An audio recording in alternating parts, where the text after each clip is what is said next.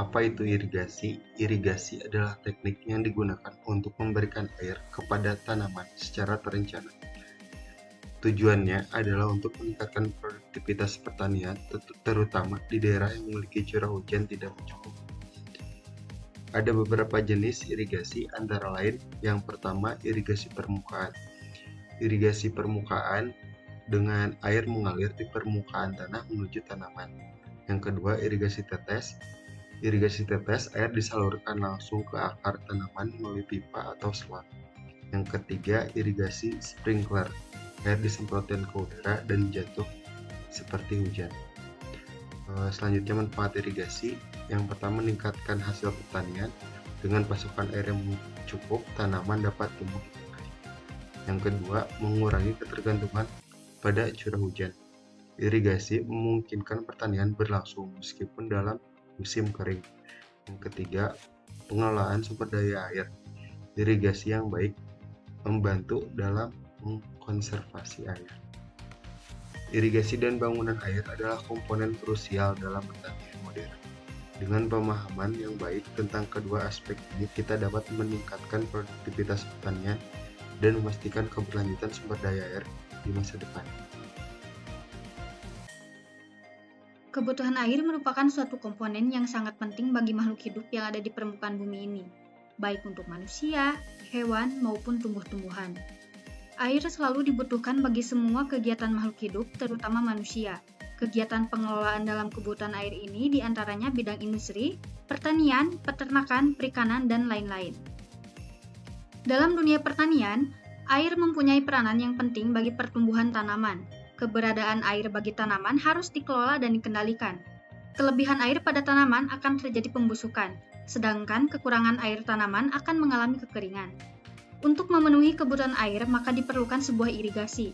Irigasi didefinisikan sebagai suatu proses menyadap atau mengambil air dari sumbernya untuk keperluan pertanian guna memenuhi kebutuhan air tanaman. Kebutuhan air tanaman adalah sejumlah air yang digunakan untuk memenuhi kebutuhan evapotranspirasi tanaman agar dapat tumbuh normal.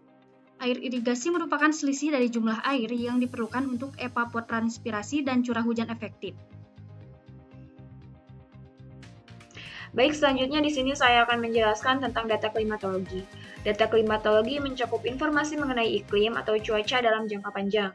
Klimatologi atau ilmu iklim adalah cabang ilmu pengetahuan yang membahas sintesis unsur-unsur cuaca dan berkaitan dengan faktor-faktor yang menentukan dan mengontrol distribusi iklim di atas permukaan bumi.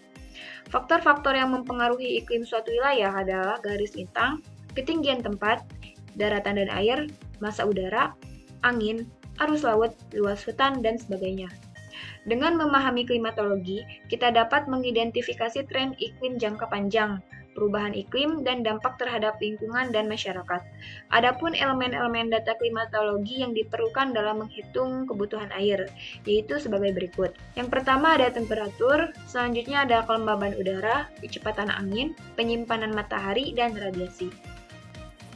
Baik, selanjutnya saya akan menjelaskan tentang elemen-elemen data klimatologi yang digunakan dalam tugas ini. Dalam konteks irigasi dan bangunan air, data-data berikut sangat penting untuk perencanaan dan pengelolaan sistem irigasi yang efektif. Berikut adalah penjelasan masing-masing data tersebut. Yang pertama ada temperatur atau suhu udara mempengaruhi tingkat evaporasi atau penguapan air dari permukaan tanah dan tanaman. Suhu yang tinggi meningkatkan laju penguapan air yang bisa mengurangi ketersediaan air untuk tanaman. Data suhu digunakan untuk memperkirakan kebutuhan air tanaman dan perencanaan irigasi yang tepat.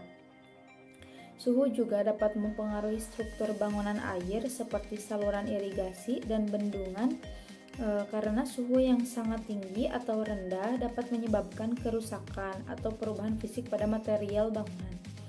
Lalu yang kedua ada kelembaban udara. Kelembaban udara menunjukkan kandungan uap di atmosfer.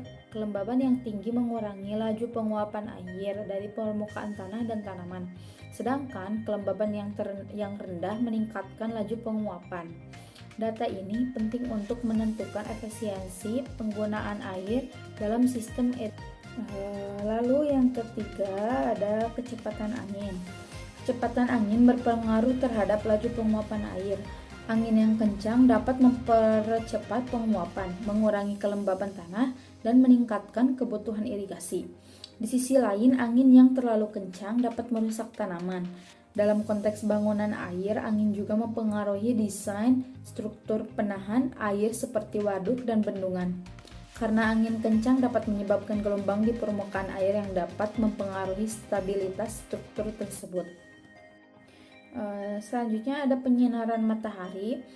Penyinaran matahari adalah jumlah energi matahari yang diterima oleh permukaan bumi dalam bentuk radiasi. Ini adalah faktor utama yang menentukan laju evapotranspirasi atau penguapan air dari permukaan tanah dan tanaman. Semakin tinggi intensitas penyinaran matahari, semakin tinggi laju evapotranspirasi, dan semakin banyak air yang dibutuhkan oleh tanaman. Data ini juga penting untuk merancang sistem irigasi yang efisien, serta perencanaan untuk pemanfaatan energi terbarukan seperti panel surya yang dapat digunakan untuk operasi pompa atau sistem irigasi otomatis. Lalu yang selanjutnya ada radiasi. Radiasi mengacu pada energi yang dipancarkan oleh matahari dan diterima oleh permukaan bumi, yang mempengaruhi suhu dan kelembaban di sekitar lingkungan. Radiasi ini menentukan jumlah energi yang tersedia untuk proses fotosintesis pada tanaman, serta berperan dalam perhitungan evapotranspirasi. Data radiasi juga digunakan untuk model iklim yang dapat membantu merencanakan irigasi yang efisien dan mendukung desain bangunan air seperti bendungan dan waduk, yang perlu mempertimbangkan faktor-faktor seperti penguapan dari permukaan air. Secara keseluruhan, kelima data ini berperan penting dalam mengoptimalkan sistem irigasi dan merancang bangunan air yang dapat berfungsi secara efisien, menghindari pemborosan air, serta mendukung keberlanjutan pertanian dan pengelolaan sumber daya alam. Untuk elemen-elemen data klimatologi ini diambil rata-rata maksimal per 10 tahun untuk mendapatkan hasil yang akurat. Sekian dari saya, terima kasih. Selanjutnya, bagaimana cara menghitung kebutuhan air. Untuk menghitung kebutuhan air memerlukan data-data dari sebelumnya. Data ini disusun dari bulan Januari sampai dengan Desember. Untuk cara menghitung kebutuhan air menghitung etanol. Untuk menghitung etanol memerlukan data seperti Ra. Ra merupakan radiasi ekstraterestrial atau nilai angot. Data Ra ini dari korelasi temperatur. Selanjutnya memerlukan data C. C merupakan angka koreksi Feynman untuk kompensasi efek kondisi cuaca siang dan malam hari. Nilai C ini didapat dari tabel dan dikorelasi dari temperatur. Selanjutnya, etanol juga memerlukan data Ft. Ft merupakan fungsi temperatur. Data dari Ft ini dari tabel hubungan suhu dan dikorelasi dari temperatur. Selanjutnya, untuk menghitung etanol juga memerlukan data W. W merupakan faktor pemberatan untuk pengaruh penyinaran matahari pada evapotranspirasi potensial. Data W ini diperoleh dari tabel hubungan suhu seperti tabel di samping dan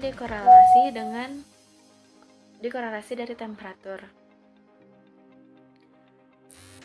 Selanjutnya, untuk menghitung etanol juga memerlukan data EA, W, Ft.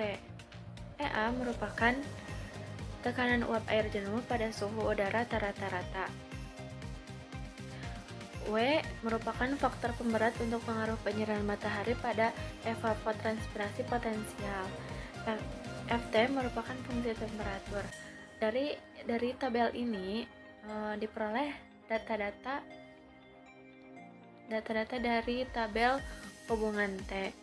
seperti tabel di samping. Nah, selanjutnya kita mencari etanol. Etanol adalah evapotranspirasi yang merupakan salah satu komponen untuk menghitung besar kecilnya debit aliran di das. Nah, untuk mencari etanol, kami menggunakan metode Feynman modifikasi, yaitu dengan rumus etanol sama dengan C dikali W kali Rn ditambah 1 min W dikali Fu dikali Ea min Ed, di mana C merupakan faktor penyesuaian tergantung dari kondisi cuaca siang dan malam, W adalah suatu faktor yang tergantung dari temperatur, Rn merupakan radiasi neto evaporasi ekivalen. Lalu ada Fu yaitu faktor yang tergantung dari kecepatan angin. Nah, untuk Ea dan Ed merupakan perbedaan tekanan uap jenuh rata-rata dengan tekanan uap rata-rata yang sesungguhnya. Nah, sebelumnya kita mendapatkan data-data yang diperlukan, yaitu seperti temperatur, kecepatan angin, kelembaban udara, dan curah hujan. Nah, setelah itu kita mencari nilai-nilai elemen tadi untuk mencari etanol seperti Ea dan lain-lain. Nah, untuk Ea ini didapat dari tabel korelasi yang dijelaskan sebelumnya. Nah, untuk RH per 100 yaitu ke curah hujan dibagi 100. Nah, untuk ED yaitu EA dikali RH per 100 yang tadi. Nah, lalu ada EA dikurangi ED. Nah, lalu ada untuk mencari FU yaitu dengan rumus 0,27 dikali 1 ditambah U dibagi 100, yang dimana U adalah kecepatan angin. Maka didapatkan hasil perhitungan sebagai berikut. Nah, lalu ada W kita didapat dari tabel, lalu ada 1 min W dari perhitungan. Nah, lalu ada RA juga dari tabel yang dipengaruhi oleh wilayah, ketinggian wilayah. Nah, setelah didapat elemen-elemen tersebut, kita masukkan kepada rumus Feynman modifikasi. Nah, dengan dimasukkan, kita didapatkan hasil sebagai berikut. Dari bulan Januari sampai bulan Desember. Nah, untuk satuannya itu dalam milimeter per hari. Nah, setelah itu kita susun data etanol kita dari bulan RTTG kita. Nah, dikarenakan kita memakai wilayah Kuningan yang dimana RTTG-nya dimulai di bulan Mei, maka etanol kita dimulai dari bulan Mei sampai bulan April. Setelah menemukan hasil dari etanol, kita langsung mencari hitungan kebutuhan air dengan menggunakan pola tanam padi-padi palawija yang berlokasikan di Kuningan, Jawa Barat. Nextnya kita mencari perkolasi. Kami ngambil dari data KP1. Dilanjut kita menghitung ke R0 atau evaporasi. Evaporasi dihasilkan dari etanol dikali 1,1. Next kita mencari M. M itu adalah kebutuhan air untuk mengganti atau mengkonveksi kehilangan air akibat evaporasi dan perkolasi di sawah yang sudah dijenuhkan dengan menggunakan rumus M sama dengan etanol ditambah P. Untuk hasilnya sendiri bisa dilihat. Next, kita mencari RE 80 atau rata-rata hujan. Kami mengambil dari data curah hujan sebelumnya, bisa dilihat.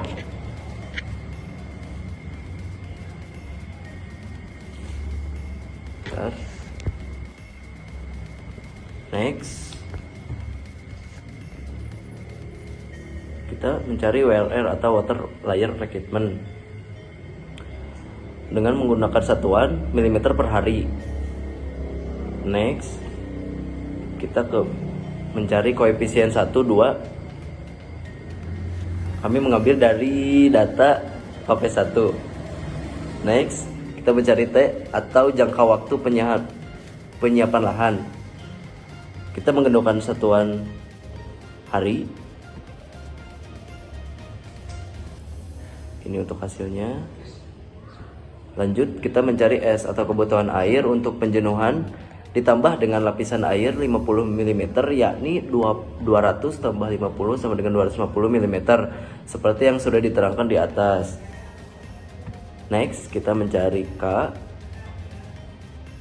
atau koefisien dengan menggunakan satuan mm per hari. Next kita ke ER, kebutuhan air irigasi di tingkat persawahan dengan menggunakan satuan mm per hari. Dengan menggunakan rumus koefisien dikali koefisien ditambah M. Next, kita mencari NFR. NFR itu adalah Net Feed Water Requirement dengan menggunakan rumus NFR sama dengan ETC tambah V tambah WLR dikurangi RE. Next, kita mencari luasan. Dari mana kita dapat luasan ini?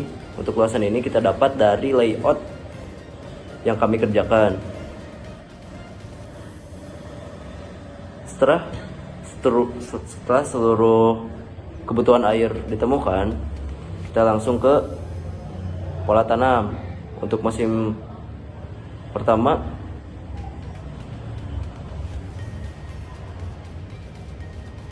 bisa dilihat untuk pola tanam padi yang berawalkan dari Mei sampai Agustus. Terus untuk musim kedua masih menggunakan pola tanam padi dari bulan September sampai Desember. Dan untuk musim ketiga kita menggunakan pola tanam palawija dari bulan Januari sampai April.